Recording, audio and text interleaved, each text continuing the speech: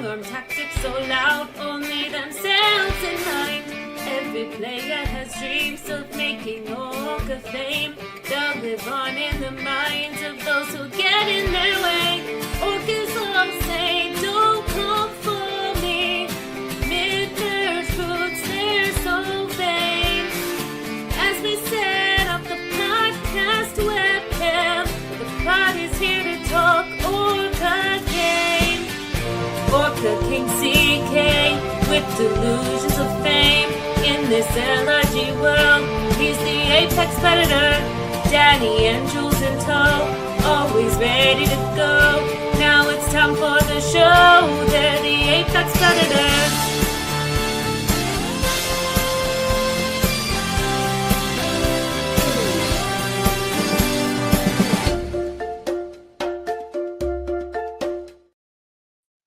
Hello and welcome to the Orca Pod, the apex predators of Australian Survivor LRG podcasting. Here we are, Canberra, Season 4, Episode 7, the merge. I've got my merge buff on. It goes with my jacket. We're all emuing up in this place, and we're looking to get into all the excitement of the merge. Tonight, it's just a twofer. Jules couldn't get out of work. I know you're devastated because everyone loves to see Jules and I argue with each other. But, you know, that's fine. It'll just be the CK show and with, you know, my fellow Orca in agreement. What a wonderful time we had. Maybe she won't be in agreement. Maybe she's going to bring on some Jules energy, some second place tied with Greg energy into this show. Or maybe she'll just bring her true Orca energy. Let's bring in I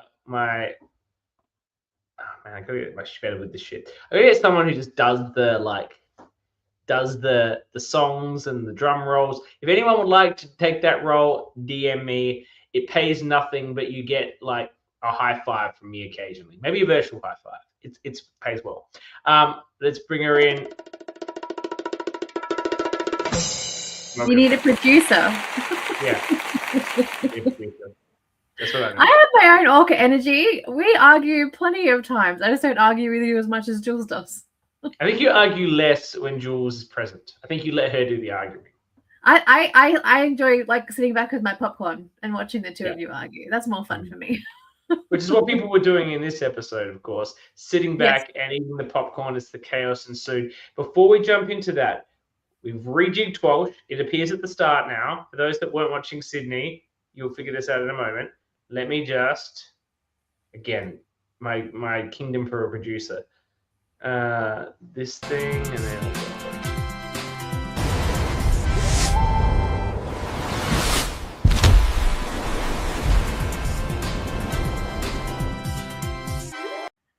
Tell me what happens this week in Canberra. That's right. We're not doing quizzes anymore. Apparently, the fans didn't like the quizzes. Only I liked the quizzes and Jules to an extent. So you and Jules and maybe Eden are the only ones who have the brain for that capacity. So it's very self-aggrandizing.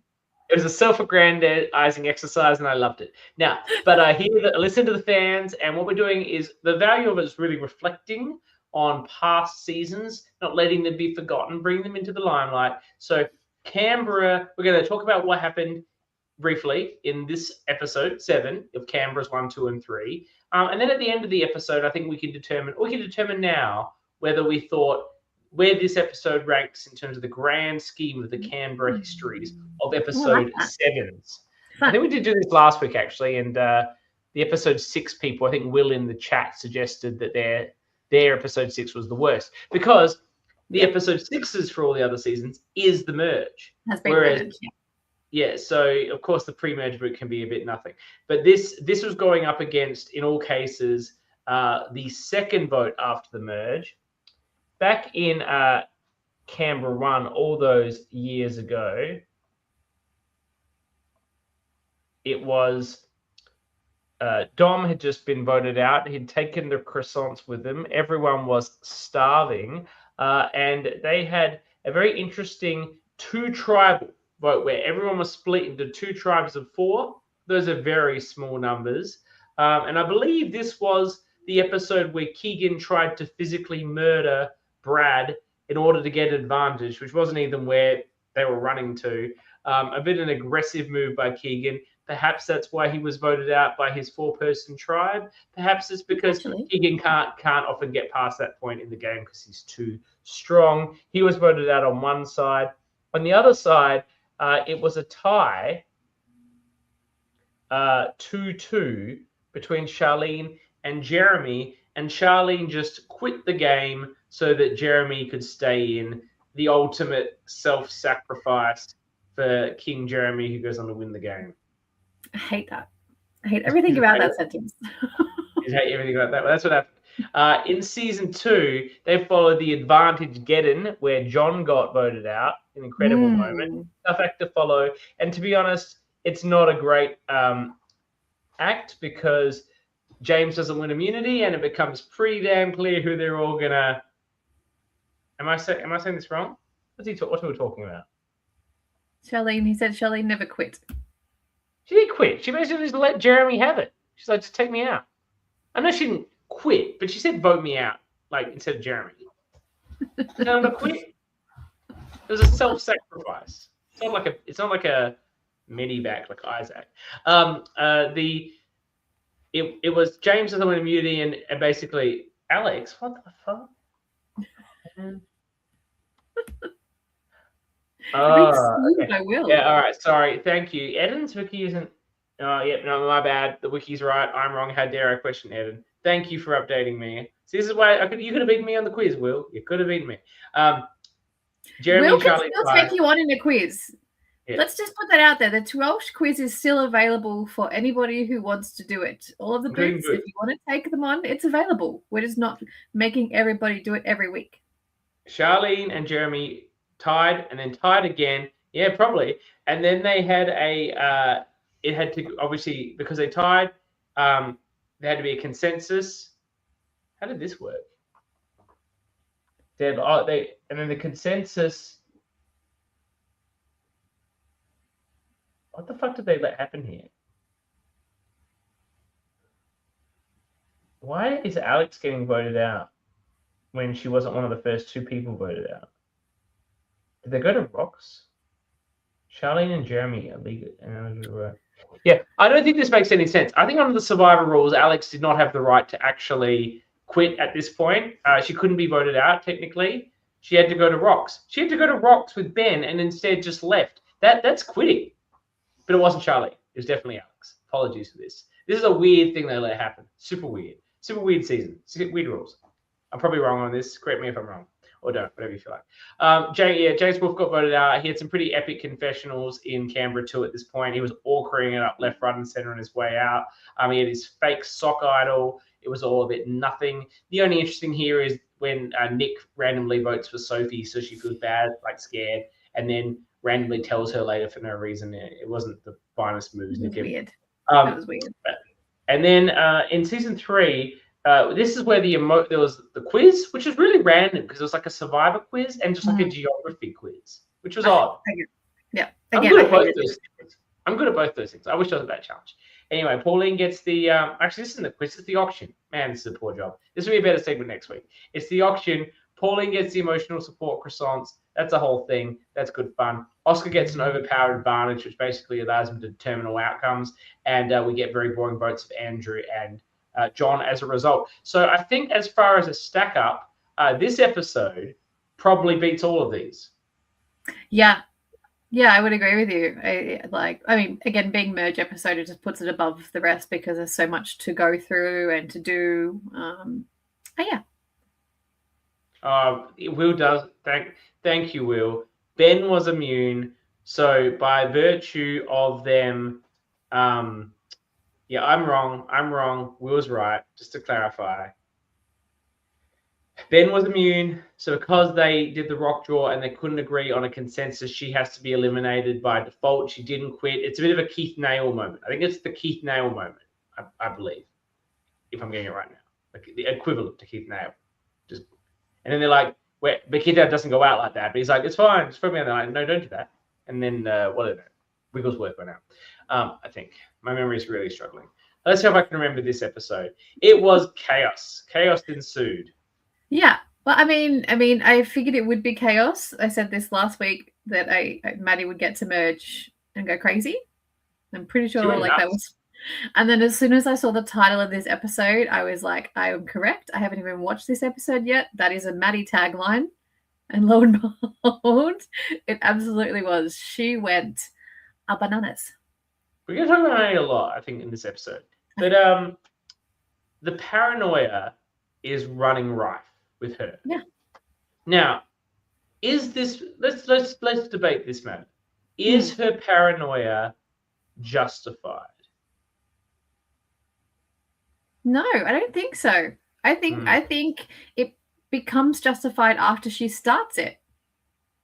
But has the paranoia been justified for the entire first day?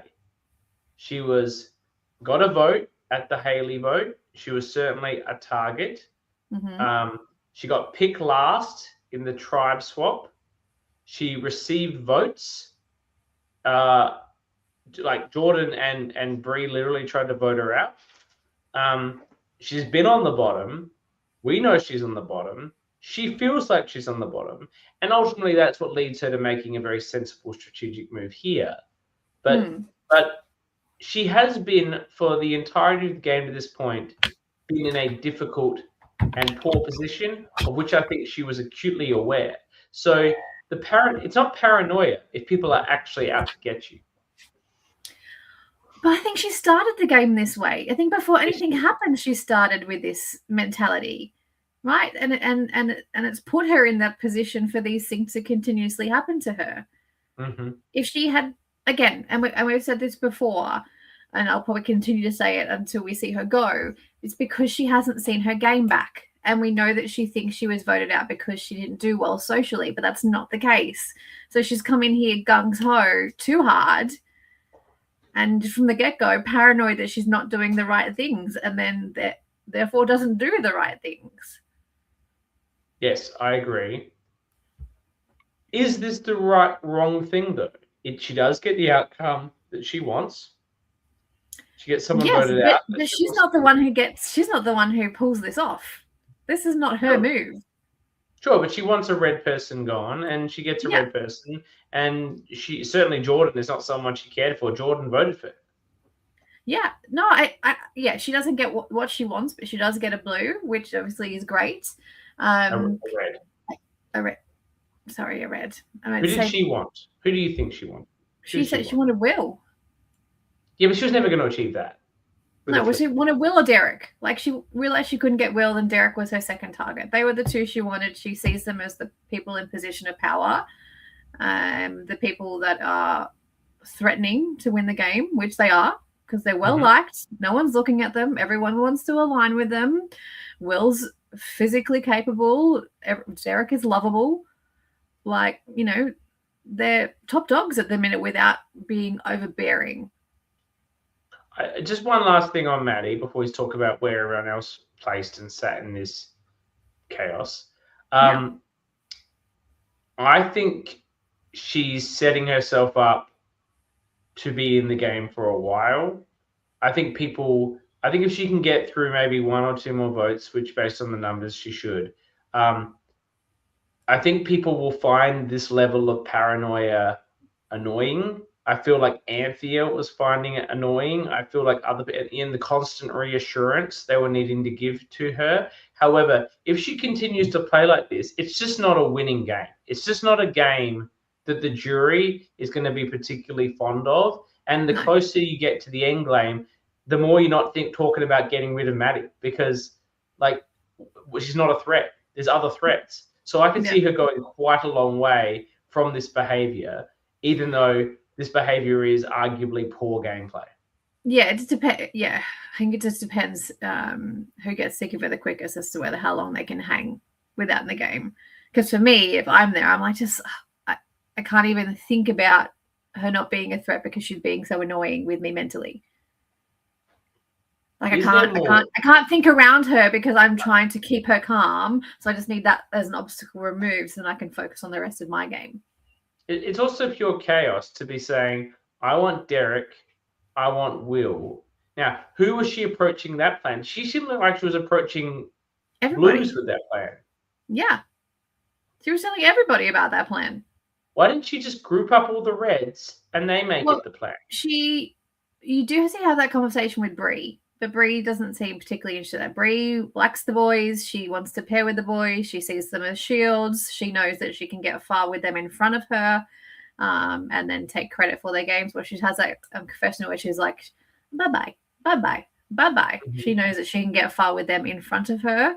And then you see Janine clock everybody in this. She was like, yeah, no one wants to target them because they want to work with them. Like, why is nobody realizing that, like, they're the threats, but they're not wanting to vote them out because they want to work with them and keep them around longer? Janine's very astute in this episode. I was very impressed by her confessionals. Well, I think she was also making that point as well with regard to Mars. Yes. Because Mars was not wanting to vote off those people, nor were they particularly interested in voting off Mars. And I think she's clocking them as a group. And of course, they spend time together. Yeah, she calls them a clicky group.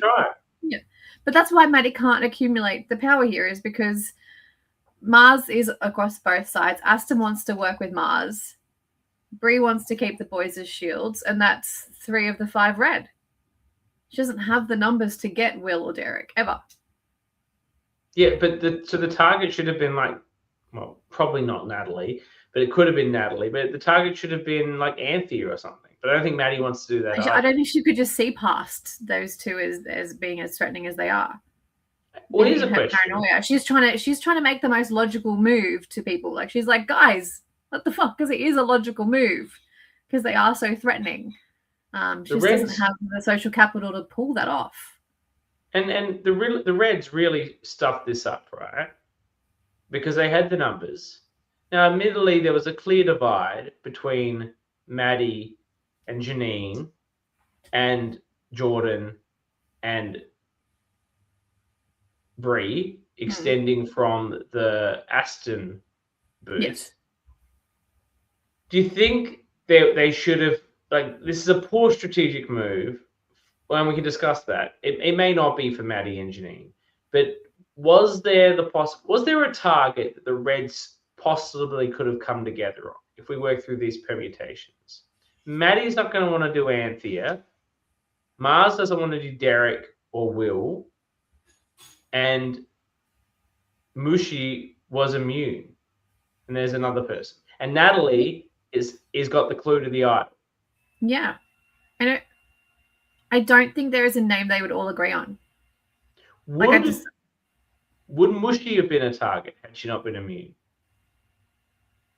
Could she have been an agreeable consensus? I think possibly. Her name would have definitely come up there. I struggle to see, because people have worked so hard to keep her here, to let her go now when, like, we're at merge and she can be such a loyal number. Like, we see Will want to protect. We see her being protected so far through this game. I think Mushi is being underestimated if people still think she's just a loyal number. I think 100%. She projects this loyal number vibe. I think she's out for one person, and that's Mushi. Mushi's out 100%. To save Mushi. At every point in time, she's made a move for Mushi. She's not made a move for anybody else. She's not helping anyone else. No, but she's, like I keep saying, she's this unassuming little savage, and I fucking love it. Yeah. I think Mushi is actually becoming too threatening. I think Mushi has gone from the underestimated player who, I think this immunity is going to propel her. I'm not saying she's going in the next episode, but it's going to propel her up the threat chain. Because now the story is she almost got voted out the first vote, got through that, got votes in the second vote, got swap screwed, but made it through the Ben thing, used the desperation station perfectly, then was in a great position to get immune, then mutinied properly, then won this challenge. And it's a story about someone that everyone underestimated, because don't forget, her first thing on this game was absolutely bollocksing up that puzzle. Just sucked that puzzle. Cost them the challenge. She dropped a piece and whatever. Yeah, it was an absolute disaster. That's what she's come back from. The narrative that she's building is almost unbeatable if you let her get to the end. And because it's all that plus the underestimation. Yeah, well, that's what I think it was last week or the week before. We're talking about how There was an Aston thing how saying pre-merge doesn't count, right? And for the most part, pre-merge doesn't count. If Mushi's at the end, her pre-merge counts. Her story is the only story that would fucking rivet you if she's sat there at the end. Yeah, and pre-merge doesn't count when it's things that are non-identifiable. But don't forget, she went to every tribal that she possibly could attend. Only didn't attend when there was a double tribal. Went to every tribal she possibly could attend, and has had. It's not just been she's squeaked through because the votes didn't go on her or that they had another target. There's been all these game mechanics activated in her favor or by her that everyone's going to know about. Because it's like, oh, what happened there? Mushi used the desperation station. Will saved her with the immunity. Blah, blah, blah. Like these are all things that everyone is present to about, effectively the outplay element of the game, the puzzle, the challenges, and I never know. What do you think the outplay bit is? Is that the strategy? That's outplay, right? Outplay. Like, because you're last? No, that's outlast. Is Outlast challenges or is Outlast advantages? I don't know. I don't think it really like. I've always think this is not a neat. No, definitely is not neat. There are so many different pathways I can go down. Let's jump back to the beginning. Love the beginning. No one cares. Sorry. You are the Orca scribe. Why do you have me here? I bring up things like nobody cares about that. Like, why am I here? No, we will talk about the beginning, but the end's the best bit. Anyway, you're the Orca scribe. You control the Orca narrative. I have the notes. Okay. The lower, what's it called? The lower cryon. The lower cryon says Orca scribe. Go right ahead. Because we talked last week about the bequeathing of the advantages. Yes. And we were like, Hayley will for Aston for sure. So we called that correctly. Jules and I were pretty sure that Rose would still to Aston, but weren't certain. You were dead certain that would not be the case. How do you feel eating your words? I'm more bothered by the fact I got all that trivia wrong earlier, to be honest. Is that going to plague you for the episode? It's just I'm just doing a fake out so people are interested in doing Twelsham again. Oh, okay, sure. That's your story and you're sticking with it. and I really enjoy Aston's confessional here. Like, he just kicks off the episode. He's going to play balls to the wall and we're here. We're going. I love that. I thought it was he? fun. Was he going to play balls to the wall? Because he didn't. No, well, that's what he's... But it kicks off the chaos of the episode. Aston doesn't play balls to the wall here. Aston didn't deliver on this promise whatsoever. He failed miserably in this episode. Aston, I love you, but you paid so badly this episode. He's not delivering the Orca that we thought. Not just the Orca. Look, I'm going to jump to the end again because that's probably...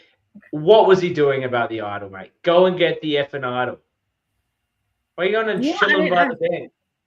Yeah, I mean, Natalie, well done. Like, she just didn't even wait for anybody to sit down. She went, she grabbed it, she sat. It was like, I get the point that Natalie had revealed the clue, or that she had a clue to a number of people. Yes. Right? So for her, it's no big shock to go and get it. Aston only has the knowledge that someone else might have the clue. Right? Yeah. But it's not as hard and fast as everyone knowing that he's onto it. But he told a few people he had a clue. He told people, so it's not... Just go and get the bloody thing. That was a mistake. I mean, Natalie walked it up there, not Aston. No, and he told. So he told Mars about the legacy advantage, like his double vote. Doesn't tell Mars about the idol, but he says Mars is like his number one. But then tells Janine and Maddie about the idol clue to build potentially trust. That could be the edit. Yeah, it could be, but I was just like, that's weird. That's a weird scenario. Like, I was just like, they're the two people who actively tried to get you out. Now you're going to tell them how they can make sure you don't get the things you need to stay in the game. I think it's right to tell them about the idol clue and not the double vote. I think he needs to build some goodwill with them, and I think this is the right strategy. But that assumes he was going to get the idol immediately when he got to tribal council. Why would he want Maddie to go and get it? Why? I don't understand that. You get it yourself. Don't let Maddie have the idol. It's your idol. Why does anybody else want anybody ever to have any other advantages in the game? Can I just say, on behalf of everyone, and I know this is hearsay from Derek, but on behalf of everyone that went to the grasslands of gloom, Jasmine didn't cover shit in kangaroo poo for Hayley to give us that emotional speech of everything she survived, for them to pass this idol clue. That's the double vote. Whatever. All these people didn't pass this stuff to Aston so he could let Maddie get the fucking advantage. Aston, no. Don't like it. I didn't mind Aston's softly spoken gameplay for the pre-merge because, as he said, who cares about the pre-merge? But Aston has cooked himself by not orkering up for that idol. 100%. 100%. Like, that's pissed me off. I'm very annoyed, Aston, right now. I'm like, what? Like, it's one thing to, like, tell her to build trust, right? I don't. It's actually not, because the Jasmine kangaroo poo thing was the extra vote thing over. But like, I'm not letting the facts get in the way of my incredible narrative. Yeah, look, I mean, I'm a. I don't know, man, this has always been my downfall. I'm a very black and white player. When she burned me, I had a very hard time building that trust back up. So I don't love Aston butting back up to Maddie and Janine. I understand why he does it, but my own type of gameplay is not for that way. But then to find out that he's also doing it so she can get more power in the game. What? Don't give other people power in the game. Take power for yourself. I think you tell her that there's an idol at tribal, and then you get it, and then like you've got it. You can say it's for us. You can say whatever the hell you want to say about it, but it's in your hands for you. And you told them in advance. That's the trust building. You told them about what you were going to do, information you had, and then it was true and actionable, and they weren't shocked. They weren't blindsided by you grabbing that idol. Like, I don't have a problem with this strategically. I think it's good because they do need those two people. And he's the one that has to build the bonds. It's not Jordan or Bree or Mars, because they voted him out. So he knows he needs those two, and it's a good way of doing it. I'm all for it. I understand it. I get it. I understand it. But I can't believe he didn't get the idol. Stupid.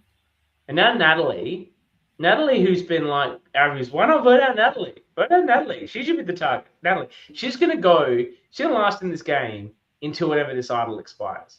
Yeah. Because she's not. Just implied immunity alone.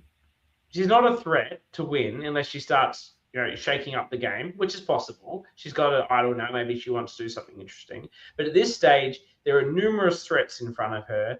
I would say Mushi, Derek, Will, Mars, Maddie, even maybe depending on what we talked about, Aston, Bree. Like, everyone, I think, is a bigger threat than Natalie. I think Natalie has the lowest threat profile of any person in the game. I agree with you, especially when we've got 3 returnees still left. Yeah, like this, I just cannot see why she will cop votes until that expires. Now, people aren't necessarily going to know when it expires, which is she could maybe use that for an advantage. And I think that if she really wants to change up the game, she should think about obviously playing it on someone. What she needs to engineer is the scenario where it gets to the last time you can play it. And in that scenario, she can idle someone out of the game. That's a big move, instead of just playing on herself and a womp vote. She wasn't getting votes anyway. That's what she needs to do with it, I think, to really improve her win equity. But she is an augur, and so she might have that awareness. Yeah, no, completely. She may do. I'm really interested to see Mars's take from here, because he doesn't like other people having advantages like outside. We see him in Uncharted Waters saying, I want people to find all the things and bring them to me and tell me about them and give them to me.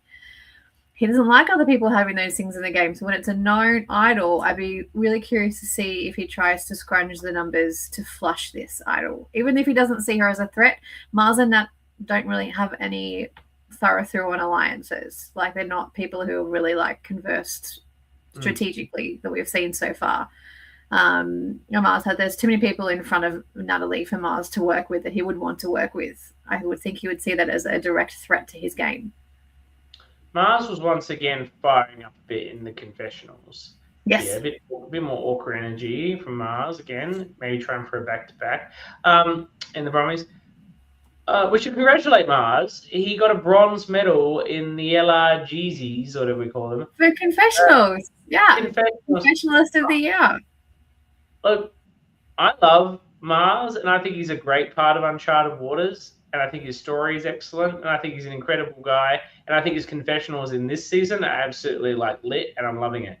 I didn't think his confessionals in Uncharted Waters were like bronze tier, like they were serviceable, right? Am I misremembering Mars's? Well, no, I don't know. I mean, he had decent confessionals. You kind of always knew he was sitting, and he talked through the game. I mean, Ash was the confessionalist of our season. Yeah, I think I was not far behind her. But again, that's also been returnees knowing what we need to say and when to say it. So I think Ash, I mean, again, congratulations, Mars, but I think Ash should have been up there too. Yeah, congratulations to Mars, well done. But I think this is a bit like Russell Crowe when he won the Oscar for Gladiator. Has anyone rewatched Gladiator recently? I did. It's not very good. It's just not, and he's not particularly great in it.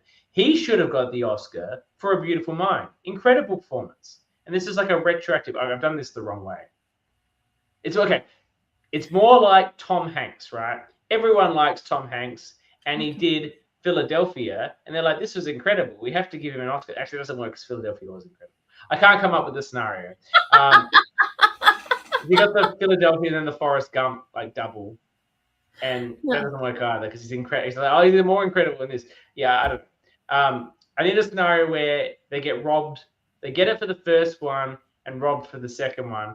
That doesn't happen as much. I'm sure that's happened to Daniel Day-Lewis a bit. Let's go with Daniel Day-Lewis. Mars will appreciate that. Let's me off this train. I'm annoyed that they just didn't do podcast of the year again. Where the fuck was that award?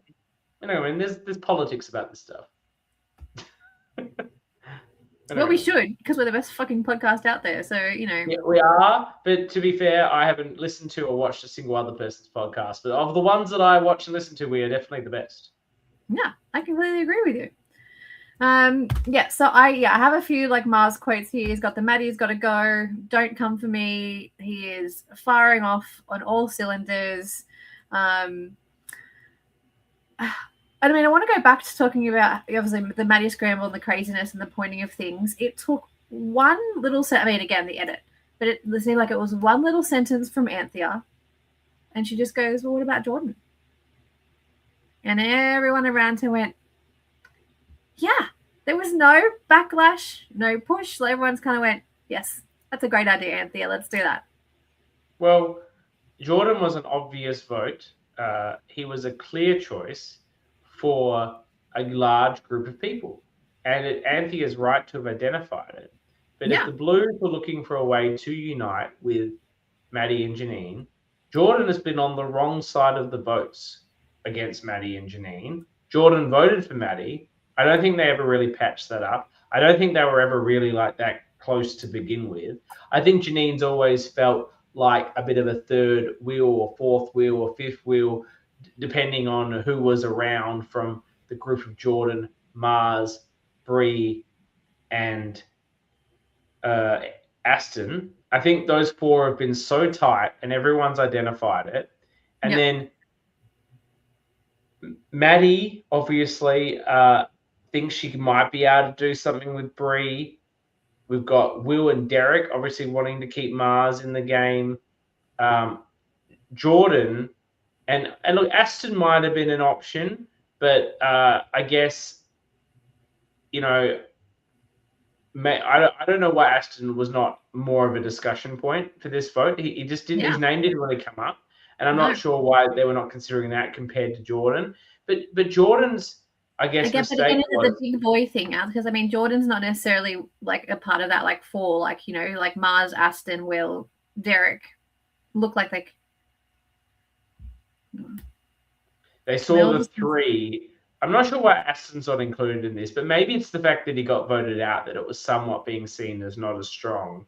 But Bree, Mars, and Jordo, yeah, and they want to. Will's trying to work for this person. Jordan probably just he was too loyal to a particular group of people, and I think he was obviously loyal to those people. Those people found themselves out of the numbers, and why not take out someone who's playing a strong, subtle, strategic game, but not obvious, but who is a number to this power structure, a loyal number to this power structure. Jordan, the only thing I saw from Jordan that ever indicated to me that he might be a flippy floppy player is the opening video we got from him that none of them saw. Because everything he did in the game, he was loyal and authentic to his group. Yeah, it was so obvious. Yeah. And the others, and again, when Mars goes back, that like it just like if they weren't already thinking that, but when he mutinies back to them, it's like, well, okay. Like he sees that Aston's gone and he goes back to survive, help his people. And Jordan just wasn't able. Look, could we say he wasn't given the opportunity? Possibly, and we can consider this. And fucking rightly so, she has them at a beck and call. Queen. Jordan wasn't able to build a side bond. Yes, I was just about to say this. Yeah. The rest of them all had little side bonds, people that they were talking to, even if it wasn't their core four, they had enough people around them that had them insulated. Jordan didn't have that. Now, could Jordan have done that? I think, yes. He could have done it with Mushi. He could have done it with Janine. I'm going to jump on her here because you could have fucking had that. If you came out and played this game like you played your last one, you could have had this. But you came with like a chaos magnet and you made it very hard. What's she jealous of? That Bree had everyone having them at her beck and call. You had that the first time. That's what I'm saying. She wasn't such a chaos monster. She could have had that again. Too crazy. Yeah, you want to have the red factions fighting it out, and Jordan, yeah, he's not the drama king. He's too subtle, too measured. Doesn't do anything. You don't want to weaken either side. Exactly as Derek has said and Mushi said. Which I wanted less of. The video that we had, the reason I drafted this man as one of my top people was because I wanted the drama, I wanted the chaos, I wanted the orca, and he did not deliver. He played a beautiful game, a beautiful social game, very measured, was in very powerful positions, but he did not deliver on his cast video. Or his mustache. If you're rolling out a handlebar mustache on my Survivor season, I want to see a character, not some subtly, highly strategic, capable player. Thank you very much. No. We didn't. Why would we draft? I didn't think you were going to be drama based off your first season. Why would we think you'd be drama, Maddie? Oh my god. All right. So we've also got. Do you think it's convenient that the final croissant had the thing under it? Was this a plant? Is this just pure luck? I'm just surprised that no one else looked. What's going on here? Yeah. Like, I mean, Natalie has a confessional about it where she's like, obviously it merged, there's something to be found. And if you're getting a fucking tray of food, dismantle the tray of food. It's bizarre. It was weird. And look, sometimes, look, I'll say this, sometimes you can just go around and you're so hyper-focused on this and you just take people's bananas and shit and they never let it go, right? Because you just want to check under everyone's plate for the advantage that isn't there. But sometimes you are more focused on the social element, building bonds, reconnecting, and you don't immediately think, I'm going to search this tray of food. And I get that. But what it seemed to me is the food eating part had ended some time ago. Yeah, there was one left. Yeah, and no one wanted it. And so it's like, why? Yeah, I get this. What I'm saying, Will. This is what I'm saying. But that's not what it felt like. It felt like it was, and you were there. I wasn't. I'm watching an edited product, but it was some time after the initial feast, and I think more people should have been thinking about it by then.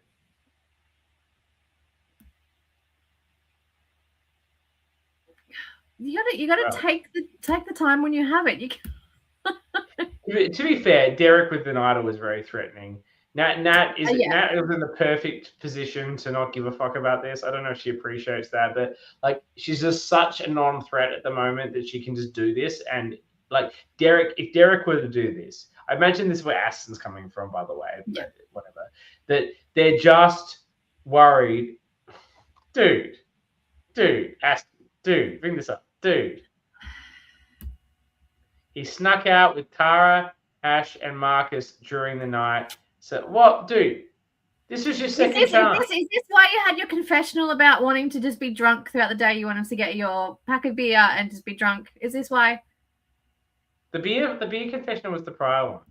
I'm like, Aston, dude, this is your second chance. You can party with Tara, Ash, and Marcus anytime you bloody want. Like, what are you doing, mate? What are you doing? 7 people. I mean, Ash and Tara are notorious for disappearing at merge for hours on end, and no one knowing where the fuck they are. They should not be allowed at merge. Yeah, well, half the people were met to a hotel, so he can't really control this stuff. But at least he showed up. At least he didn't Isaac it up. This is true. The wrath that we would rain on Aston if he had done that after getting a second chance, it would never end. It would never end. Show up because he's unwell. Do they substitute Adele into the game? No. I think they should. I think they should, but I just don't think they do.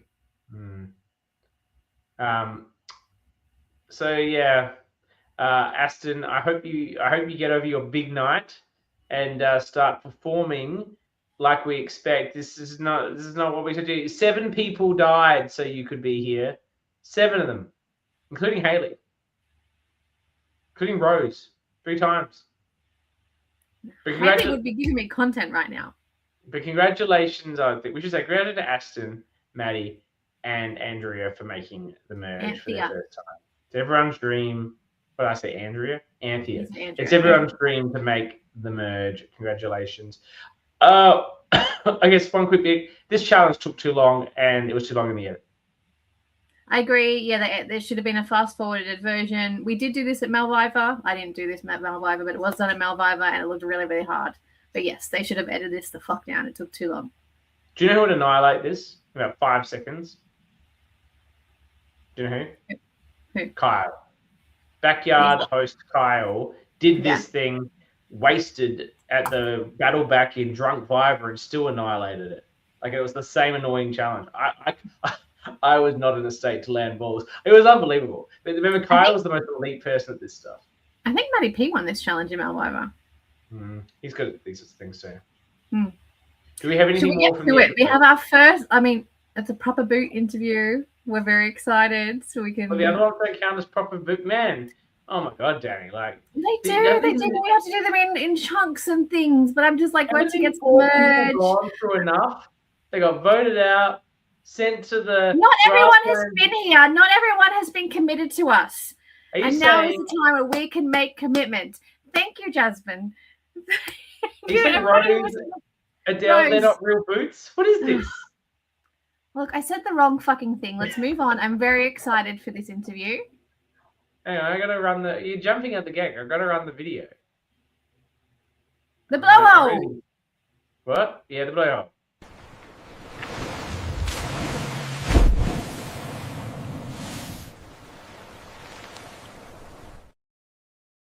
So it's time for the blowhole with this week's boot. I'm going to roll the drums, then I'm going to have to play with the video. Really keen to get his perspective and what changed him from the man we saw in the beginning to the man we saw in the game. Let's welcome the mayor of the Ponderosa, Jordan. Welcome. Hello, Pete. Hey! How are we? Yeah. Thanks for having We're me. good. Where are you? It looks like it's daytime. I'm just in my lounge room. I've got all the lights on. Okay. Yeah, sitting on my couch with my recliner with my cat in my lap. It's quite fun. Oh, Very nice. Yeah. Very nice. Thank you so much for coming on. How do you You're feel welcome. watching it all back? Look, reliving some stuff is quite stressful, but also exciting. Yeah, it's one of those things where at the time you're like, yeah, this is great. And then you look back going, God, I wish I did this, and this, and this. So, but no, it's good. It's fun. It's good to relive it. The what ifs will kill you. Yes, they do. I had no regrets in the game really, and then afterwards, now since watching it, I'm like, bloody hell. Yeah. But What anyway, did you regret? That you didn't bring this character that you showed us at the intro video of the game? there are two sides to me, and somehow I brought the other side, and I don't know why, but that's just how it happened. I was to be honest, I was really relaxed in the game. I wasn't stressed, even though like it was stressful. I wasn't stressed like I normally am. So, yeah, I don't know. It was such a weird feeling being in the game compared to what I thought it was going to be. So yeah, so I'm sorry I didn't bring the other side, but you've seen both sides now. Yeah. I like this player. It was a high quality player, 100%. but I would have liked to see the other Jordan just fight. I don't think the game was one that presented you with the opportunity to bring out that other Jordan. Like your circumstances in the game were not such that it made sense to get overly bombastic. Yeah. I mean, like some parts of it came out during challenges, but obviously they can't throw everything in the edit, so you do see Well, I me mean get repetitive and stuff at times. So from this very long challenge, you were the most comical part of it. Yes. dude, it was hard, and Yeah. I sort of started off trying, and then I'm like, this is too hard. I can't be bothered. And I felt safe at the time too. I'd made merge, and I didn't feel like I was any threat or any issue of me going. So I'm just like, oh, I'm just going to have fun now. And then I'm like, oh, everyone else is quite serious about this. Maybe I'll try and be serious again. But yeah, it was very hard. I didn't like it. Tell us about that. Why did you not feel there was a threat of you going at this vote? I don't know. Like, I just didn't feel like there was sort of any target on me. Like, I didn't feel like I would have been a threat to anyone, or I guess, that's why it's a blind side. I don't know. I just felt relaxed. We'd had a good sleep. I was warm in my tent, and I just woke up feeling refreshed. So yeah, I just didn't even think about the fact that I could literally be the next one to go. Who did you vote for? Who did you guys think was going? Well, obviously, I would have always tried to go for Maddie, but in our chats throughout that, all I heard was Derek and Will. So that's why, like, when Will tried to talk to me later on, I sort of tried to fob him off. So, yeah. But right, I've literally forgotten. Who did the Reds vote for? Dani, maybe you can help me orchestrate. Maddie was the other votes. Yeah, it was all of us. All four of us voted Maddie, and then the rest of them, including the other two Reds, voted me. Yeah. So did you think that the Blues were also voting for Maddie? I didn't think they were voting for Maddie. I didn't know they would be voting for me, though. I didn't even expect that they would be voting for me, especially like hearing what the names that were coming around. I thought after that it would be Maddie because of how chaotic she was. But, that's what a blindside is, I guess. Here you go. Question for you. Who are you most suspicious of to vote you out, or who did you think was gunning for you the most? Good question. Probably rude, Maddie. Says you. I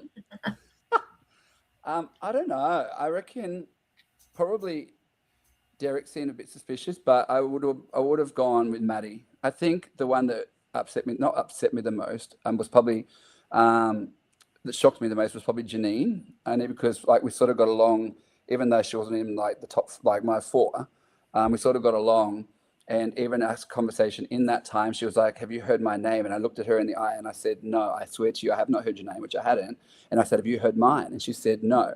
So whether that was before or after my name was thrown out to her, I don't know. But yeah, I think that's the one I'm like, you little shit. Whereas Maddie, I would have expected my name to be thrown out. So yeah. I'm just drilling down. Who did you think was a vote? You had 4 votes plus what did you think for Maddie? or did you guys think you didn't have the numbers, but you thought someone else from your tribe was going to get from I your thought group was going to get the way out? Mars was talking, because of his connection with Derek and Will, I thought it might have been them. And because Will had also had a conversation with me earlier about how he wanted to work with me, which they didn't show. Yeah. But I had heard his name prior to that we were thinking of voting him out, and being loyal to my four, I was like, oh, I'm not a threat. Why would I do that? And he was trying to say that, we're both challenge beasts and stuff because of the game beforehand where I caught the ball. Yeah. But in my head, I'm like, well, no, because we're trying to vote you out. I can't be then trying to take you on my side. So, yeah. I think so your I guess problem we in this had Derek game. and Mars. Sorry? I think I'm hearing about you, Jordan. I think this was maybe my retweet the game. You're just too honest. Why can't you lie to Will? Just lie to him. I know. I did play the game without lying. I did try and play the game without lying to people. I just felt bad. Like, that was the whole thing in the first vote out when we had to vote out Maddie or Haley, and I was just so upset because I'm like, I don't want to do this. I've got to get rid of one of them. And only the fact that I voted Maddie because she was so adamant that we vote Haley. I'm like, well, I don't want to be dictated to. But yeah, I did try and play without lying. So if ever anything came up where I would have had to lie, I just tried to deter it. Even when it came up to Maddie wondering who voted for her, no one ever actually asked me, luckily. But every time it came up, I sort of like avoided the conversation and went, oh, how about we talk about this now? Because I didn't want to lie to people. So, yeah. Interesting. Was I mean, you definitely that's the game. Did you think you wouldn't want to? Did you think going in? Did you think I'm going to play honest, or did you get there and go, actually, I don't feel good about lying to people, even though this is a game? No, I went in there thinking, I'm just going to be me and be deceitful where I can. But I don't know, something in the game just made me be the opposite to what you guys saw in the video, which is still me. But I just played it in a different way. And it's really weird being in that situation. You're basically like a loyalty and integrity guy. You would be coaching the Loyalty and Integrity Alliance. Right? even when I noticed that Nat had found that scroll, because obviously I went to them because I was trying to talk to half of them because I hadn't seen them before because they were all obviously in the blue tribe. Even when she did that, I didn't even tell my tribe. I'm just like, well, I'll keep it so I can show her that she's got my trust. And then the bloody thing voted me out. But what can you do? You voted for Maddie a lot of times in this game. On the first vote, on the Aston vote, on this vote. Man, you really had it out for her. I did. Well, the first vote was because it was one of the two. And she was. You're the only one who voted for her, mate. Everyone else voted for Haley. I know. But at least I made my point. All right? Because even walking you didn't tell anyone. That was your lie. Huh? You let everyone think it was Adele. I didn't lie. I just didn't say it wasn't. Apparently, Maddie said in the comments that she didn't know, on our show, that she didn't know that you were the vote for her until she saw the episode. Yeah, well, that's kind of a lie. Okay. Later on, I told her, but she was so chaotic even outside the game that she forgot. So that's all right. That's okay. But I know. I think Adele was onto me thinking it was me, but she never asked me either. So I'm like, well, I don't have to lie to anyone because no one's asking me. Not my problem. Adele was very cluey. Adele was clued in. Yeah, she was. She's very smart. That's why we're besties now. Were you surprised with how emotional you became? Because we have a few confessionals from you where you were very emotional, a little bit teary in a few. And did that surprise you that came out in that moment? No, I've always been an emotional person. Like, I watch TV and I cry at the happy times, I cry at the sad times. Like, I'll watch Idol, and if someone's really good singer, I just burst into tears because I'm so proud of them, even though I don't know them. Cute. So, I'm actually surprised I didn't cry as much as I did, to be quite honest. Well, you did, but we just didn't see it. Maybe, yeah. No, it was some of those moments, like, I couldn't help it. Like, the whole choosing Haley or Maddie, I'm like, I literally just met these people.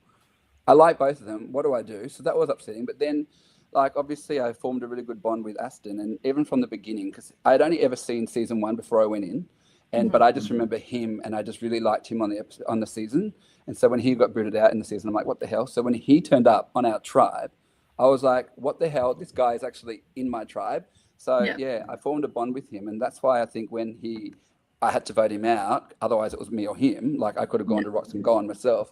It was really hard. So, and I think even after he came back, I was like, I'm not sure if I cried, but I was really excited to have him back. Like I remember saying, it's like when your brother goes to war and he comes back as a surprise, and you're not expecting it. So like I was really happy that he came back in. That's so Yeah. nice. So yeah, I just formed a really good bond with him. And even now outside the game, it's really a really nice bond, and we joke and pick on each other. It's cool. That's really cute. Well, I mean, and we say this all the time, that's the very cool thing about LRGs, right? Is these ridiculous bonds that you form over 2 to 3 days within the space of hours that then just like change your life. Yeah, exactly. Yeah. And like a lot of people I'm really good friends with now. Like I'm really close to Delhi and Bree at the moment too. Well, not at the moment, but since then. Just right now, just for this moment. Right now until I change my mind. But yeah, it's just surprising. Like, because I never knew of this world before I actually went into the game. Same. And so now I'm like, what the hell is this? Now there's all these cool people that I never knew of at all, and now I don't ever want them to forget about them. So yeah. How did you know about Canberra Survivor?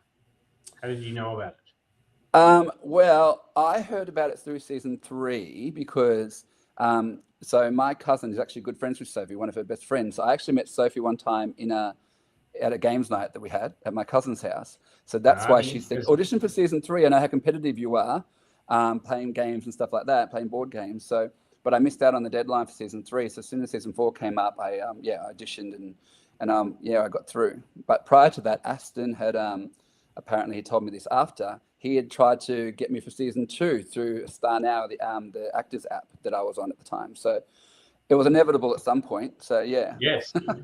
The games night's infamous for Canberra Survivor.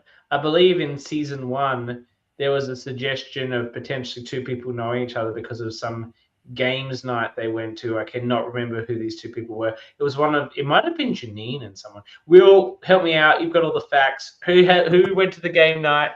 Anyway, there was a thing about that in season 1, these infamous game nights. That's so funny. I mean, like, I guess someone always knows someone through it, but yeah, so that's how I got into it, because Sophie sort of went, hey, you're competitive, audition. Yeah, amazing.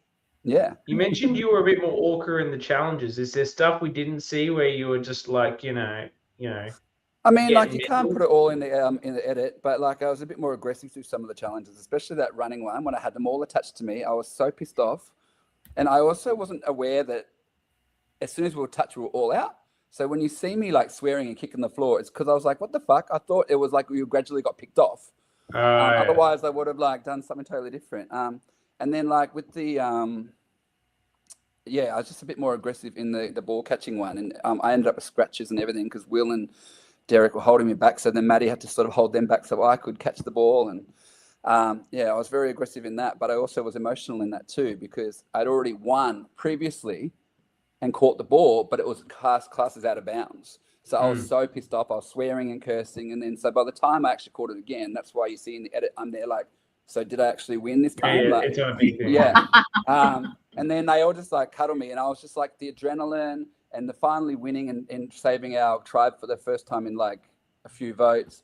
The fact that I was hungry, I just sort of broke down at that point. So were you holding back? Did you hold back in some of the earlier challenges? Obviously, you're in the fitness industry, you're a trainer, you must be very fit. Were you holding back a little bit in terms of I held fitness? back in some of them, yeah, and especially because, well, some of them were puzzles and stuff. Like, well, for example, the very first one where we had to sort of guide people, because I'm used to teaching and instructing people, that's why I took on that part. So I was trying to use my skills there, but like there weren't as many physical ones that I really could have done without people attached to me. Even by the time we got to the ball, and holding that ball, like I couldn't do anything because we were like, when I had the slingshot, I think it was second game or something. Our team didn't even bloody get any of the balls on to even get to the slingshot. So I didn't even get my chance to see how good I would be at that. So yeah, there were so many moments where it's just like, well, we've already lost before I've even begun. So I said before that I thought maybe your downfall was your failing compared to others to build side relationships outside of your core. Yeah. You mentioned you had probably you had tried to build something with Janine, and that's why you felt a little bit blindsided there. Did you have a good relationship with her that you? I mean, I thought we got along well, and I thought like we had trust in each other, and that's why like I even like said to her, like, haven't heard your name. If I did, I would have told you. And that's why I asked her if she had heard mine. So whether she had at the time or not, I don't know. But like, even like, I never want to talk to Anthea. Like, she never once came up to me in that merged chat. The only reason I talked to Nat was because I was at the croissants at that time, but we never got a one-on-one. Will's the only one that literally came to me to try and chat. So I was sort of just stuck in the groups and just hearing what everyone else was saying. I think Janine's also, we see the confessional she has about it. She's very aware of that tight-knit four that you had, what she called the clicky crew. She wasn't a part of the clicky crew. And whatever trust she may have had with you, it was usurped by your relationships with the others. But I mean, like, I never gave any indication either, though, that I would go against her. So, she was still on my tribe. And I knew that we had other threats in the blue side, like Will and Derek and stuff. So, and those names were also brought up at the time too. So yeah, I think the Blues were more united than the Red were, which is why this kind of fell apart. Yeah. I mean, Maddie sort of caused a bit of chaos, didn't she? But it's always Maddie's fault. I think the problem with your core four is you all were obviously so loyal to each other. There was trust there, but you were also like all so like good looking that you look like the popular kids that are now excluding me from the fucking lunch table. Like, I no wonder everyone's got their back up about it, because basically everyone that plays these games were the kids who were excluded from the lunch table, myself included. But when you get there, right, and then there's this group of cool, popular, good looking people, and you're not included, you're just taken straight back to high school. That's so funny. Yeah, I was never the good looking one at high school, and I know. I'm saying we were all that. But you were the cool everybody kids. who plays these. Well, okay. Well, we can't help it. Sorry about that. I mean, I wasn't that good looking with my mo now, was I? I love the mo. I'm into it. It was cool. What inspired that? Do you normally have that? Was it looked like you just grown it for the game? Okay, so I had, for the last couple of years, I'd been doing Movember and raising a lot of money for that. And one of the years I did it, my friend was like, I don't believe that you're doing it fresh every year. I feel like you're using the same photos from the year before, just because I take the photos in the same spot each year. So she goes, so next year when you do it, I want you to do the motorbike handles. And I'm like, oh my God, all right. So I had planned to do that. Then I got into the season, and then I realized that the filming was exactly at the same time as Movember. I'm like, now I'm going to have this ugly motorbike, but I can't not prove to her that I do it each year. So there it is now on YouTube forever. Oh, glory. Did you tell everyone that you're doing Movember? That's where you had it, or you just let it roll? I just sort of let it slide. Yeah. I mean, like, here I was looking like a bloody lumberjack with my cut off jeans, red boots, bloody thing. Yeah. And my little shorts and actually hanging out at times. I am known for being really, really a Nazi about people wearing interesting clothes on Survivor. Dani knows when I was doing production for Melbourne 4, I sent out a list of the shit they couldn't wear. I didn't want, no offense, Dale. The night while we were about to play, we got a list. I'm already in Melbourne at this point. I got a list of things I'm not allowed to wear. And I didn't want another Dale, no offense, Dale, wearing grey sweatpants the whole time. Boring. I want interesting outfits, and your outfits were top tier. I loved it. Oh, thank you. It was actually like, I actually forgot I had it. I actually went to Big W the night before trying to find something. I'm like, I need something fucking red. I don't have anything red. I've got all blue, because blue's my favorite color. So when I found out I was on Red Tribe too, I'm like, what the fuck? And even my friend's like, why did you choose blue? My friend was watching. She's like, why did you choose red and not blue? I'm like, I didn't get to choose. All right. Otherwise I would have chosen blue. So yeah, I actually had to go to Big W that night thinking I didn't have anything. And when I got home after purchasing something, I'm like, oh, I actually have that in my cupboard. That's perfect. I'll wear that. So yes, Mum, very short shorts. Yes. Is this your mum? That's fun. That's my mama. Yeah, she's been watching. She's been watching. My mum's obsessed with me, and I tried to show her my season. And I don't think she got through the whole thing. Oh really? Why not watching you on a podcast? Absolutely not. She's been watching religiously, and now she's watching the podcast because she knows I'm on it. But she's not happy that I was voted out. That's for sure. You should. Oh, I can imagine. So at least you're on every episode. You know, that's what she can take some songs in. I know she can watch me every now and then for 5 minutes. Do you have some outfits we can look forward to?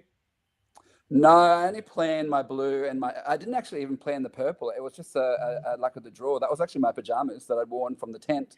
And when I realized we had purple, I'm like, oh well, I may as well keep this on for the rest of the day because it's purple now. So yeah. No, big. At least, I've got to say one thing. It's sad to see you go at this point, but I still retain as the longest lasting Kelly in an LRG, so I'm happy with that. Oh, there you go. TK, you, And but I'm still find the a longest way to bring lasting it back to CK. Kelly. Here we go. It's all about him. This is my moment, mate.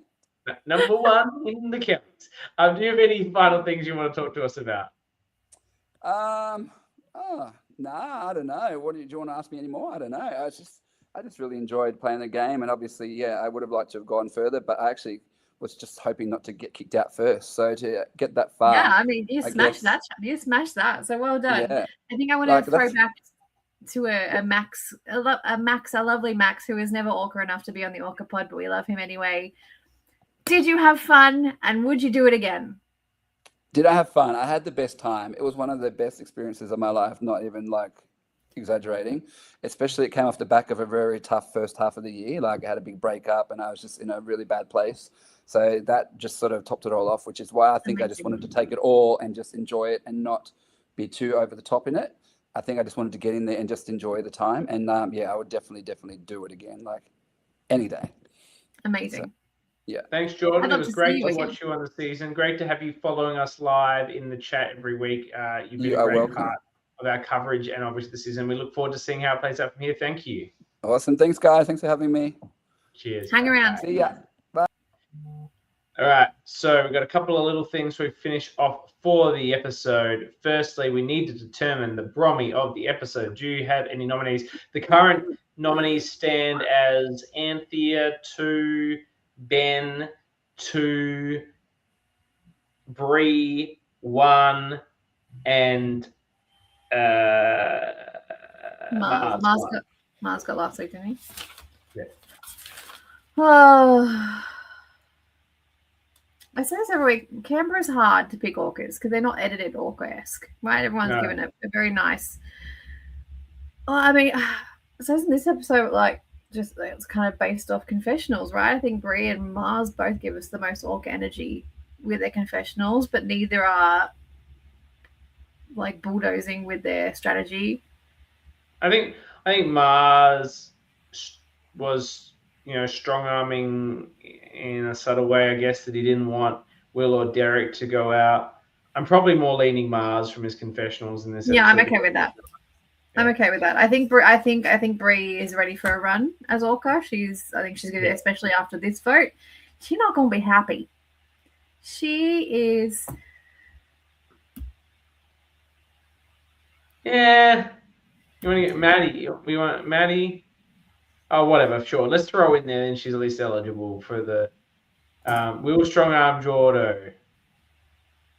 This is just more of Derek and like Will trying to throw each other under the bus. They're constantly doing this. Derek's the best. No, Will's the best. They're doing this in the game too. No, Derek's my shield. No, Will's my shield. Why don't we do Matt? Why don't we do Maddie? Do you want to do Maddie? Yeah, she's strong arming in her chaos. Yeah, do it. Why not? Like if the more unless there's a real standout person, I'm happy to give it to someone who hasn't got it, so they of course have a chance of getting it themselves, getting the final Orca of the season. I hope Aston gets over his hangover or what's going on because he still hasn't got a Brommy nom, and I'd love to give Aston a Brommy nom, but he literally has done nothing for me to give him this Brommy nom. Nothing. But I am excited for the Hell Hath No Fury that is coming in Bree after this vote, after Maddie still being in the game. Oh, baby. Right, Maddie for Brommy. I should say we should have considered Nat because she just walked up and got that idol. But honestly, she did it in the most like non-Orca way, and there was no showboating whatsoever, and I just can't buy it. Can't abide it whatsoever. Good strategically, but I can't walk at that. We'll give it Maddie. Well done, Maddie. 2 seasons, and you've earned your Brommy. Congratulations. All right, Dani, what do you think is going to happen next week? Who's going? Oh, he's going.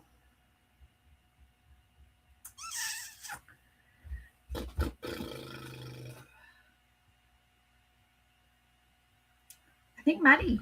I know you think that they're going to keep her for the chaos, but I think the chaos is too much. I disagree. I think Mars goes. Okay. For being too in the middle? I think Anthea is too savvy. I think Maddie is with her. I think Janine is savvy, who has clocked that relationship. You don't need 3 potential shields in Mars, Derek, and Will. You don't need those 3 people working together, playing subtle, effective games. I think you take out one of them, and I don't see the value in someone like Anthea turning on Will or Derek yet. So I think the numbers will be there for a Mars vote before you start looking at turning on a Janine or a Maddie. Yeah, all right. Mars is the massive threat. He's a massive threat. I think everyone knows that. And if Derek and Will push too hard, then it might blow back on them. But I think they're smart enough to let him go. We will see what we shall see. All right. We will see what we shall see in 2 days. On Friday, tune in for episode 8 of Canberra Survivor Season 4. Meanwhile, episode 5 of Sydney Survivor 2 just dropped. It's getting really hot. It's exciting gameplay. Dani was very involved in the production. So if you're not, have we seen this Ep's trailer? We don't really watch the trailers. I don't watch the next week on. I like to be surprised.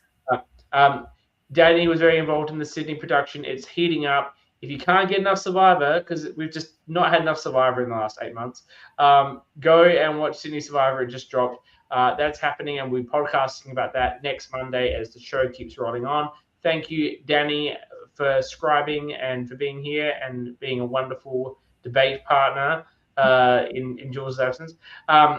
Thank you to Jordan for a great interview. Thank you to everyone who was here live, especially Will for fact-checking me on my Canberra trivia.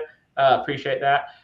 Thank you to everyone who listens after the fact. We know you do. We just love you less than the rest. We will be back on Monday with the Sydney pod, and then next Wednesday with the Canberra pod. Until then, we need that fucking producer. Until then, I need a producer. Until then, we shall dance.